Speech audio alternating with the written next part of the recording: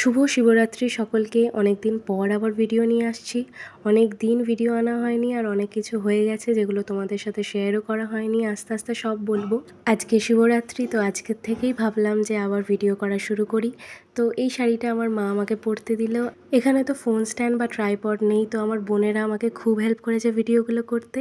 আর কিছু গোল্ডের জুয়েলারি পরেছিলাম। এবারে শিবরাত্রির সময় অনেকটা দেরিতে পড়েছিল, প্রায় সন্ধ্যের পর আমরা জল ঢালতে গিয়েছি। আমি তো নির্জলা উপোস করেছিলাম, ভগবানের কৃপায় আমি করতে পেরেওছি। তারপর আমরা মন্দিরে চলে গেলাম। আমাদের পাড়ায় একটা খুব পুরানো শিব মন্দির রয়েছে। গিয়ে দেখলাম অনেক মহিলারা চলে এসছে এবং অনেক চেনা পরিচিতের সাথে আমার দেখাও হলো। আমার ছোটো বোনকে ভিডিও করতে বলেছিলাম, সে বেচারি বুঝতেই পারছে না কি করবে, খালি আমার দিকে দেখে হেসেই যাচ্ছে। ও অনেক ক্লিপ নিতেও পারেনি, তাও যা করেছে ঠিক আছে। আমার শিবরাত্রি শুরু করা একটা স্টোরি আছে। আমি শুরু করেছিলাম ওই 16 বছর বয়স থেকে। তো আমি 4 বছর শিবরাত্রি করছি। যাই হোক, তো আমার আর মায়ের খুব তাড়াতাড়ি জল ঢালা হয়ে গেল। তো আমরা বাড়ি চলে এলাম আর তারপর শান্তি। আর জল ঢেলে আসার পর তো একবারই খাওয়ার নিয়ম আছে, আর ভারী কিছু খাওয়াও যায় না। তো ছিল সাবু ভেজানো, ফল, মিষ্টি, নারকেল কুড়ো। তো আজ আসি। হর হর মহাদেব।